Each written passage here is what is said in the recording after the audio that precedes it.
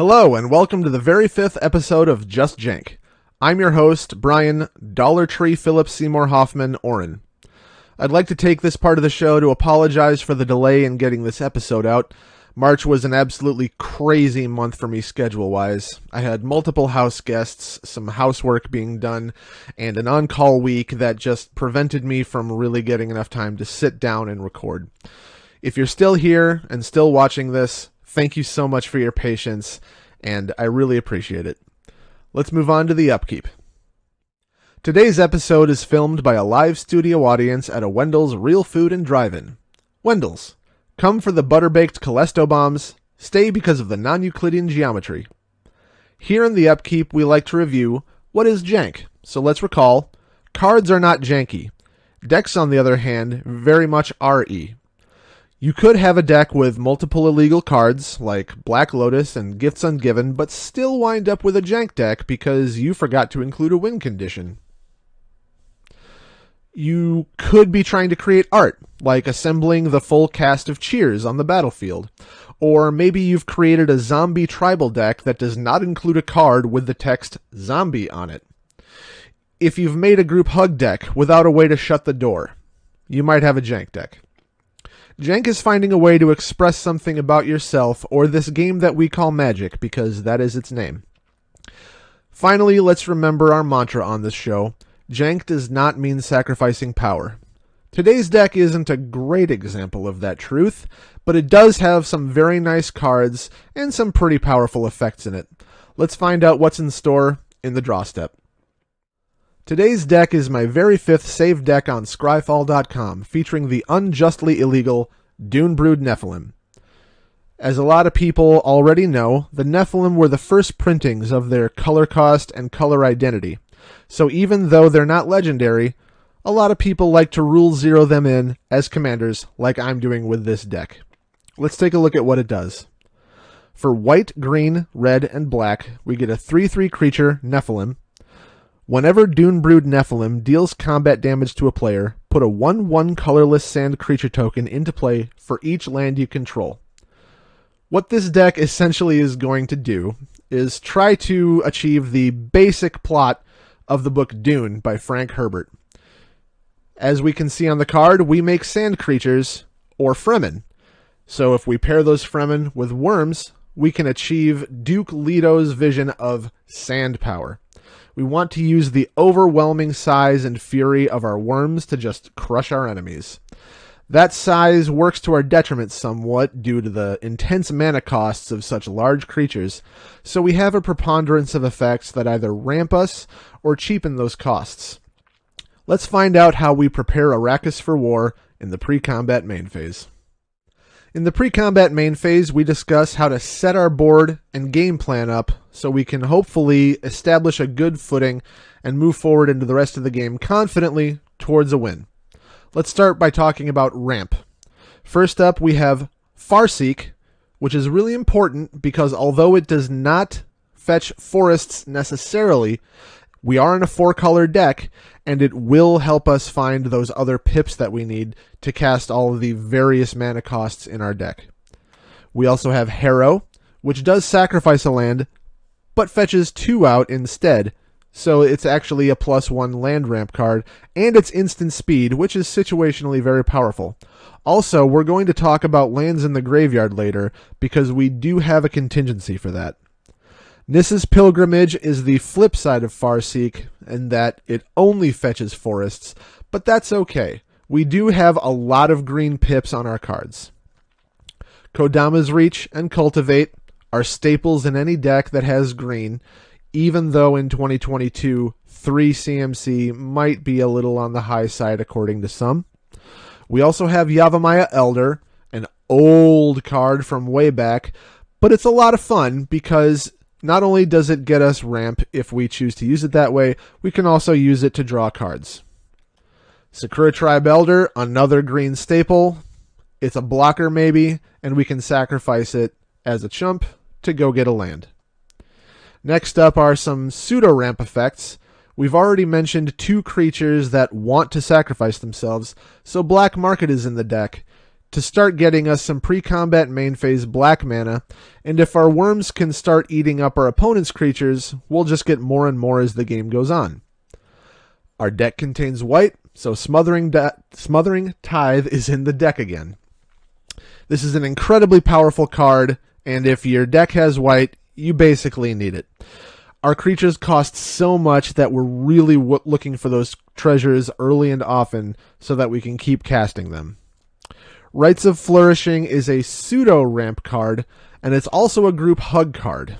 This might buy us back some goodwill for having cards like Smothering Tithe in the deck, because everybody gets more lands, everybody gets more cards. Thaumatic Compass is a really nice include in this deck because not only does it speed us up to 7 lands, once we do that, it becomes what we like to call a Maze of Ish. We can use it to untap one of our opponent's creatures and just remove it from combat, which is really important because, as I keep saying, our creatures are very expensive and we might not have that many blockers for quite a while. Speaking of Artifact Ramp, Wayfarer's Bauble is in the deck, as is Traveler's Amulet, and Expedition Map.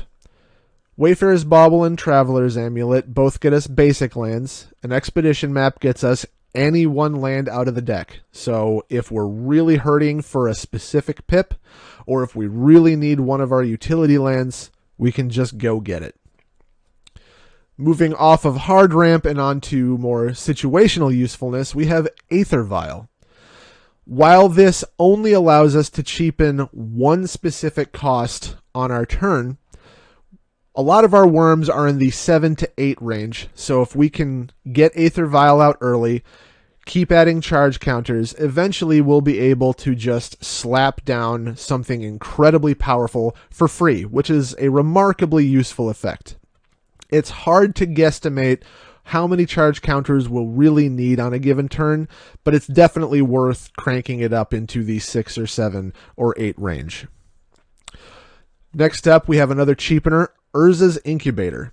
Although our commander produces Fremen, we don't really care about them, and we're only kind of happy if we manage to land some commander damage for those free 1/1s. What we really care about is our worm tribal aspect. Urza's Incubator is going to cheapen all of our worms by 2 mana, and with the costs in this deck, that's going to be huge. Finally, we move off of even cheapening and onto just what I like to call pseudo-ramp. There are lands that sacrifice themselves, and Harrow buries one of our lands. So Crucible of Worlds is in the deck. There is an aspect of the deck, a few cards really, that want lands in our graveyard. But we need those lands for mana, so Crucible of Worlds is going to help us get them back out again and keep producing more mana. On the flip side of that, Scapeshift puts all the lands into our graveyard and pulls more out of the deck. This is really useful for 2 reasons. One, we have a synergy that I'll discuss later in the episode for lands in the graveyard. And 2, the lands that come out of our library to replace them filters our deck heavily. Scapeshift is a phenomenal card for getting into the gas of your deck. Now let's talk about the land base. It's a 4-color deck, so we have quite a few dual land cards, including some shocks, some check lands, and things like that. For utility lands, we have Mosswort Bridge, which has the hideaway effect, so we get to choose one card off of the top 4 of our library, and when our battlefield has a total power of 10 or greater across our creatures, we can just pay 1 green, tap Mosswort Bridge, and play that card. With all of the worms in our deck being in the 6, 7, 8 mana range, we're going to achieve 10 power pretty quickly at some point in the game. We also have Cavern of Souls. I mentioned this is a worm tribal deck, so Cavern is going to tap for any color that we need for our worm, and it can't be countered, which is situationally very powerful. And finally, we're in black, so we want Bojuka Bog. Although our graveyard is not really a recursion engine, we know that other players might have one, so we definitely want Bojuka Bog available to try and stop them in their tracks. This is a tribal deck though, So let's find out how our worms do all their damage in the combat step. Welcome to the combat step, where we figure out how to bludgeon our opponent's faces into the soft, forgiving earth. Or in this case, the harsh, unforgiving sands of the desert planet Arrakis, otherwise known as Dune. I've got some bad news for us today. We've got worms. And let's start off with the worst worm we could possibly have included, Tempting Worm. It's 2 mana for a 5/5, which is phenomenal, especially compared to the costs of some of our other worms. However, it reads, when Tempting Worm comes into play, each opponent may put any number of artifact, creature, enchantment, and or land cards from their hands into play. Quite the trade-off, and we probably want to cast this thing never, but it's a worm, so I had to put it in the deck. Even though our opponents are going to get a lot of freebies out of this, there is a worm that we can pair Tempting Worm with and maybe try to mitigate that unbelievable disadvantage a little bit. That's Nova Blast Worm, a returning favorite. Even though it's a 7/7 for a whopping 7 mana, it has a fantastic attack ability. When it attacks, destroy all other creatures.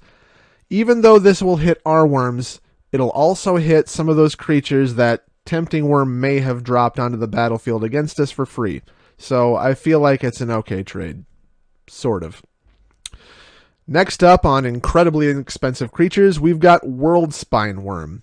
11 mana, but it does give us a 15/15 trampling worm, which is really great. And when it does die, we get 3 5/5 worms with trample onto the battlefield. So even though we lose 15 power, we get 15 power right back, and 2 additional blockers. Finally, if it's put into a graveyard from the battlefield, it just shuffles right back into our library. It's kind of like an Eldrazi in that respect. Also on the high end, we've got Impervious Greatworm for 10 mana, but 16 power, and it has a Convoke ability. If Dune-Brood Nephilim manages to connect and make a few Fremen creatures on our side, we can have them just slam their thumpers into the sand and summon Great Shai-Hulud even earlier, which is fantastic. And just like Great Shai-Hulud, this thing is indestructible. He's here to stay.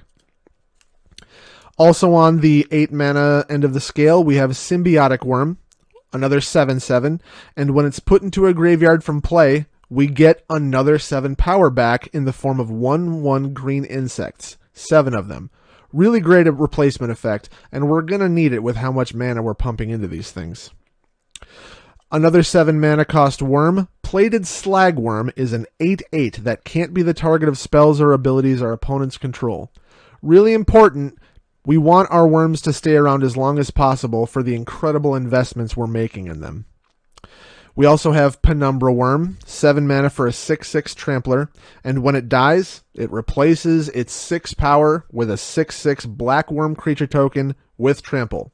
These replacement effects are going to be clutch because it's a combat deck. We're probably going to lose some of these to blockers at some point, so we need all the help we can get. Pelakka Worm comes in at 7 mana for a 7/7 trample. When it enters the battlefield, we gain 7 life, which is really fantastic. And when it dies, we draw a card. Another death effect, not a replacement effect, but cards are really important. And Engulfing Slagworm is a 7 mana 7/7. When it blocks or becomes blocked by a creature, destroy that creature. I gain life equal to that creature's toughness. This is an all-star. Not only does it destroy creatures before combat damage, it gains us life. This is a great card. Moving into the 3-color spectrum, we've got Charnel Worm, 7 mana for a 6/6 trample.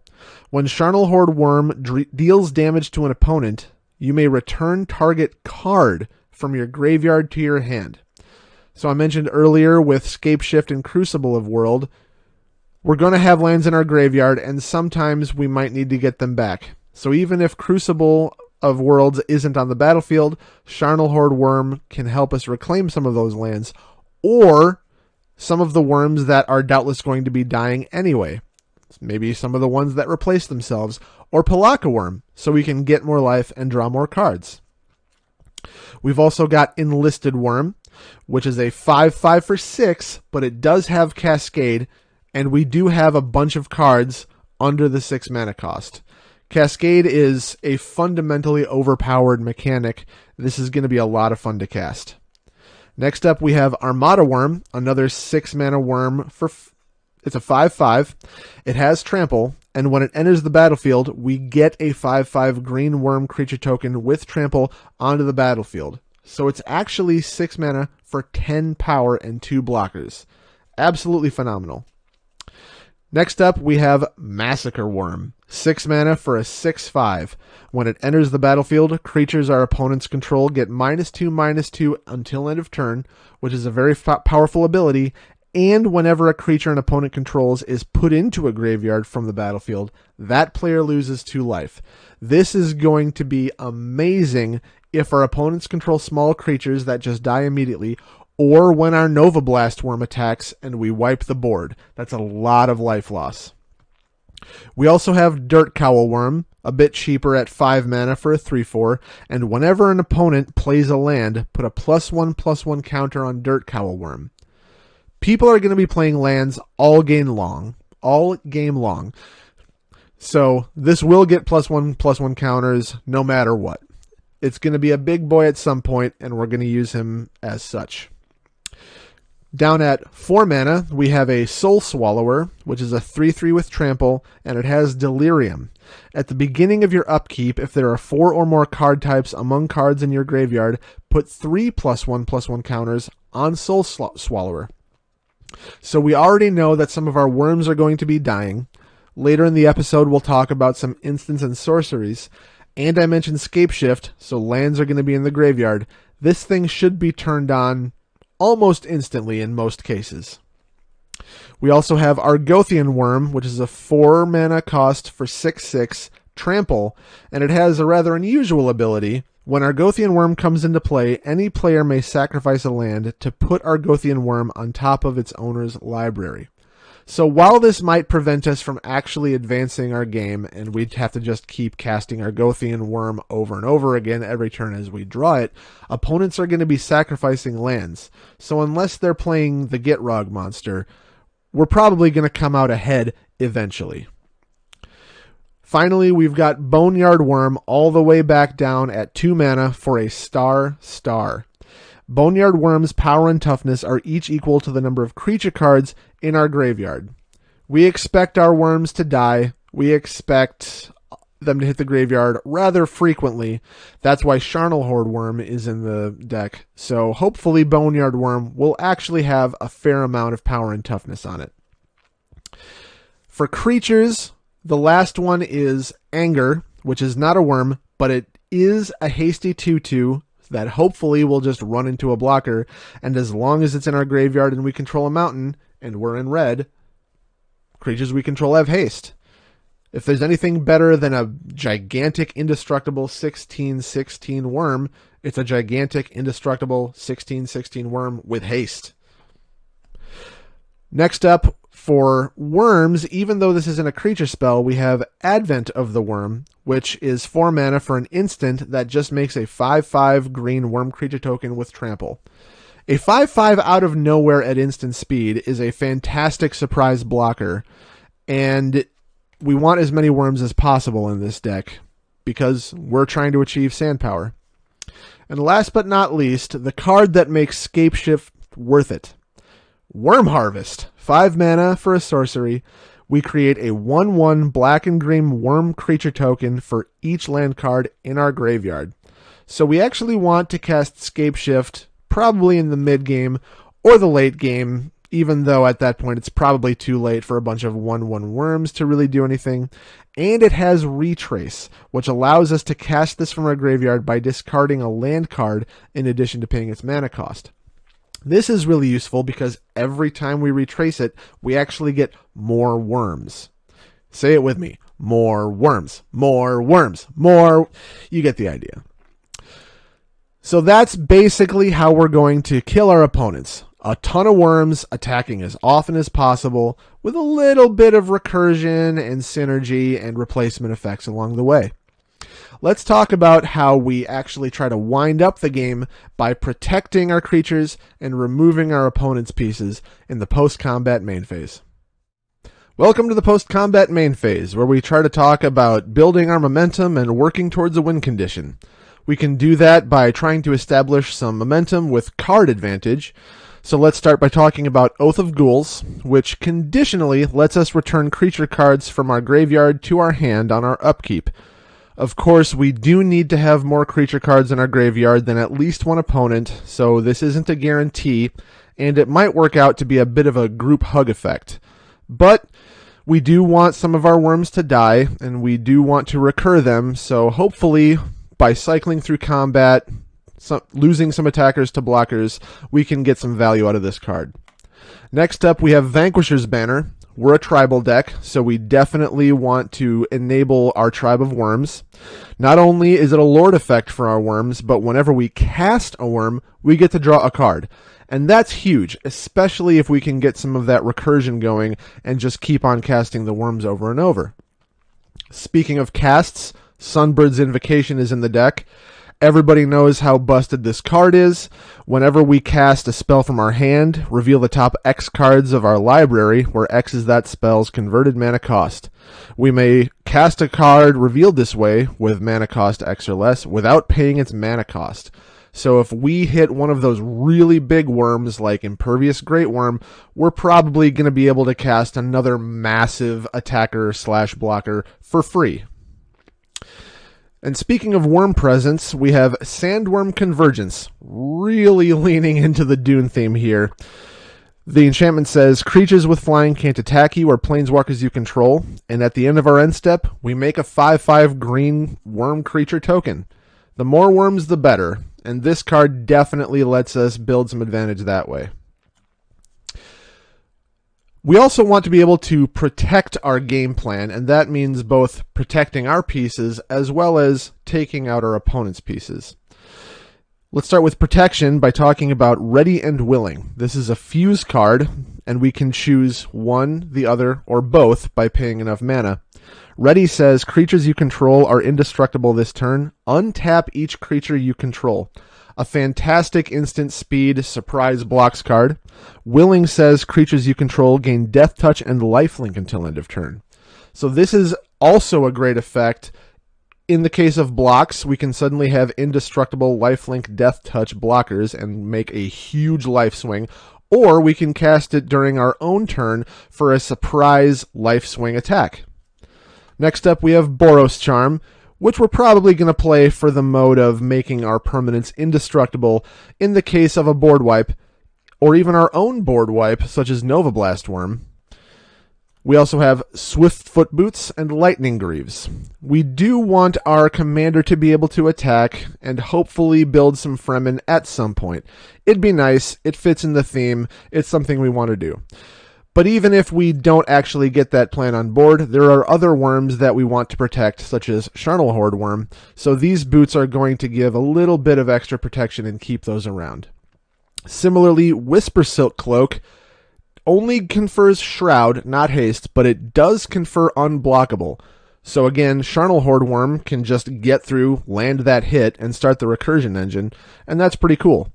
We could also put it on our commander and guarantee those Fremen creation. Speaking of assuring unblockable damage, Douthie Embrace is in the deck. For 2 black, we can give target creature Shadow until end of turn. And in today's day and age, it's unlikely that an opponent will also have Shadow creatures to block with. Now let's talk about removing our opponent's board and getting rid of some of the threats that are going to try to take our game plan apart. Utter End is a fantastic instant that just exiles target non-land permanent. Anything that they have that's coming at us, we can just get rid of it. It's a fantastic card. Rampage of the Clans is another situational quasi-group hug effect. It's an instant that says, destroy all artifacts and enchantments. For each permanent destroyed this way, its controller creates a 3/3 green centaur creature token. So we don't have that many artifacts and enchantments, although in the late game, if we just didn't hit our ramp package, we could just play out our Wayfarer's Bauble and Traveler's Amulet and have those blow up for some centaurs. And additionally, since we're going to be using this to whittle away our opponent's pieces, they're probably going to wind up with a few centaurs, but our worms on average are going to be a lot bigger than a 3/3 centaur, so this works out, especially if they've got some effects like Ghostly Prison or Smokestack. We also have Windgrace's Judgment, which is a selective destroy for each one of our opponents, one non-land permanent, and Mortify, kind of similar to Utter End, although it is only a destroy effect and it's only creatures and enchantments. But some of those enchantments can be really brutal. If our opponent plays a Sunbird's Invocation, we might want to get rid of it. We also have Chaos Warp, which is extra good for those indestructible pieces and shuffles it right back into our opponent's deck. They do get to flip off the top of their deck, but if it's a Spellslinger deck, they might not even get anything. We also have Beast Within, which is another destroy target permanent, which is especially good if they have an overwhelmingly powerful utility land like Gaia's Cradle. They do get a 3/3 beast out of it, but again, our worms are usually bigger. Bedevil is in the deck, which is an extra mode in that it can destroy target artifact, creature, or planeswalker. So if somebody's playing Super Friends, we have a little bit of extra tech there and don't have to exclusively rely on our worms getting through on combat damage. We also have Assassin's Trophy, another blanket permanent, so land, artifact, creature, enchantment, planeswalker, whatever. Their controller does get to go get a basic land and put it onto the battlefield untapped, but in some of those cases, that's a really good trade. We also have Back to Nature, which just destroys all enchantments. We've only got a couple here, and while Sunbird's Invocation is very good, we probably want to use this no matter what, especially if an opponent has an Enchantress deck or something really oppressively powerful. We also have Rakdos Charm for some graveyard hate probably, or if our opponent is playing a massive go wide strategy, this is a really good jujitsu move that just flips the game on their head. We also have Selesnya Charm, which we're probably going to use for the mode of exiling target creature with power 5 or greater. That's pretty big, and it'll usually stand up to a lot of our worms, so we can just exile it. And finally, Abzan Charm, which exiles target creature with power 3 or greater, and that's probably the mode we'll pick. So that's a lot of utility. Duke Leto of Arrakis wanted to achieve sand power, and he sought an alliance with the Fremen, and they are fantastic fighters, and strategists, and tacticians. So that's why we have quite a lot of spell slinging going on in the post-combat main phase to really build our momentum and protect our game plan. So let's go to the end step and find out why this deck is still jank despite all of the powerful effects we've already discussed. Alright, here's the end step, where we ask, how is this deck actually a jank deck? Well, it's a meme deck. The Nephilim, while expansive in their color identity and somewhat unique and flavorful in their ability text, are generally not regarded as very strong. In particular, Dune-Brood Nephilim makes Fremen, and we're not taking advantage of that at all. Even with Black Market, we have to block with them or run them into blockers and just take the chance that they'll actually die in combat. We do have some includes that help us stack up that commander damage, but they're few and far between and will probably serve our worms better. We also don't have a way to actually make our commander bigger because he's not a worm, so it's going to take a while to get the commander damage win. Additionally, Tempting Worm will likely be a heavy setback, so much so that it barely qualifies as a pet card. It's really just in there for the Vorthos meme. Similarly, our Gothian Worm can just stall our game out several turns if our opponents are willing to play the lands. Oath of Ghouls is solidly in group hug territory, and it will generally serve our opponents just fine on average, if not more so than it serves us. So don't get me wrong, I love this deck. I built it for a reason, and it's fantastic in terms of theme, or meme. And playing big fat beaters is always going to be a good time. But the deck definitely does have its work cut out for it.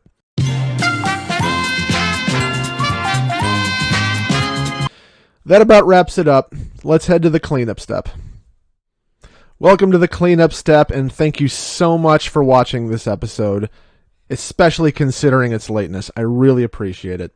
We want to thank our sponsors, whoever they are, whenever they want to exist, and we want to give a special thanks to Ben Culp of Once Lizard, Sometimes Snake for making our theme song. You can check out his work at olss.space, link in the description, and please go check out his recent album, Parable of the Dreamer, if you missed it the last time. Finally, to the goofs at Wizards of the Coast. You know what I'm about to ask for, and frankly I'm a little bit ashamed that I still have to ask for it.